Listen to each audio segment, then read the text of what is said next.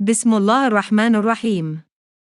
बयान किया जाता है कि बनी इसराइल में दो भाई थे, जिनमें एक मुसलमान था और दूसरा काफिर था। दोनों दरिया के शिकारी थे। काफिर बुत को सजदा करता था, मगर जब मछलियों के लिए जाल तैयार करता तो इसमें ढेरों मछलियां आ जाती कि इसको खींचना भी इसके लिए मुश्किल हो जाता। मगर मुसलमान के जाल में सिर्फ एक ही मछली आती थी और इसी पर सब्र के साथ खुदा का शुक्र अदा था।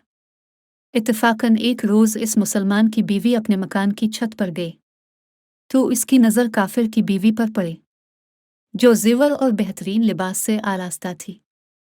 ये देखकर इस मुसलमान की बीवी के दिल में वसवसा पैदा हुआ कि काश में भी ऐसी ही होती। तो काफिर की बीवी बोली तो अपने शौहर को इस पर आमादा कर ले, वो भी मेरे शौहर के माबूद यानी बुत की इबादत किया करे, ताकि तो भी मेरी तरह मालदार जाए।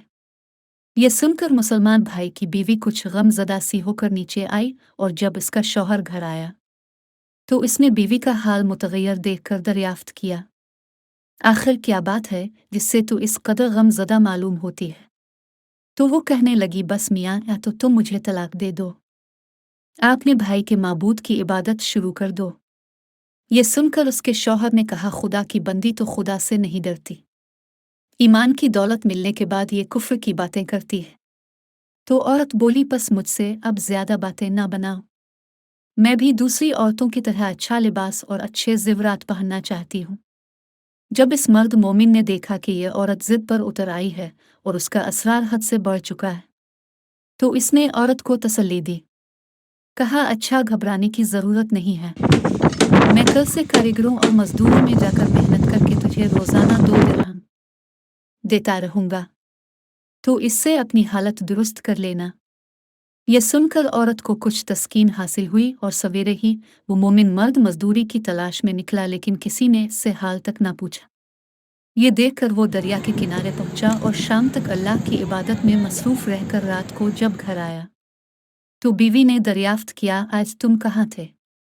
वो कहने लगा, मैं बादशाह की खिदमत में मसरूफ था, इसने मुझसे 30 दिन काम करने की शर्त की है। औरत ने कहा कि आखिर वो बादशाह तुमको क्या देगा? तो इसने जवाब दिया कि मेरा बादशाह बड़ा करीम है और उसके खजाने मालो दौलत से भरे हुए हैं, वो मुझे वो देगा जो मैं चाहूंगा।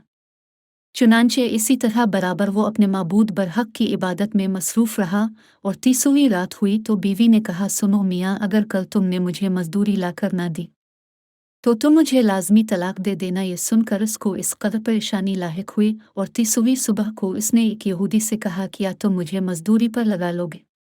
यह सुनकर यहूदी कहने लगा कि हाँ, तुमको मजदूरी तो मिल जाएगी। रोज़े की नियत करके यहूदी के साथ हो लिया। अल्लाह ताला के हुक्म से एक फरिश्ता 29 अशरफियाँ एक नूरानी तबाक में लेकर उसकी बीवी के पास पहुंचा और कहने लगा, मैं बादशाह का कासिद हूँ। उसने ये अशरफियाँ लेकर मुझको तेरे पास भेजा है और फरमाया है कि तेरा शौहर हमारे पास काम में था, हमने इसको ना छोड़ा यहाँ तक कि इसी ने हमको छोड़ दिया और यहूदी के पास चला गया। अगर वो हमारा काम करता तो हम इसको और ज्यादा उजरत देते, बस ये एक अशरफी की कमी इसी वजह से है। चुनांचे वो औरत इन अशरफियों में से एक अशरफी लेकर बाजार गई। सुनार ने इसकी 1000 कीमत औरत के हाथ में रख दी और जब शाम को वो मोमिन मर्द घर वापस लौटा तो औरत ने इससे दरियाफ्त किया, आज तुम कहाँ थे? इसने जवाब दिया कि आज मैं एक यहूदी के काम पर गया हुआ था। तो बीवी कहने लगी कि आखिर बादशाह की खिदमत तर्क करके तुम दूसरे की खिदमत क्यों करते हो? फिर इसको अशरफियों का वाकया सुनाया, जिसको सुनकर वो मर्द मोमिन रोते रोते बेहोश हो गया और जब इसको होश आया तो बीवी से कहने लगा, अफसोस कि मैं बादशाह दो जहां की खिदमत का हक अपने ऊपर लाजिम ना किया। इसके बाद इस शख्स ने औरत को छोड़ दिया और पहाड़ों पर चला गया, जहां खुदा की इबादत में मसरूफ रहकर इसका इंतकाल हो गया।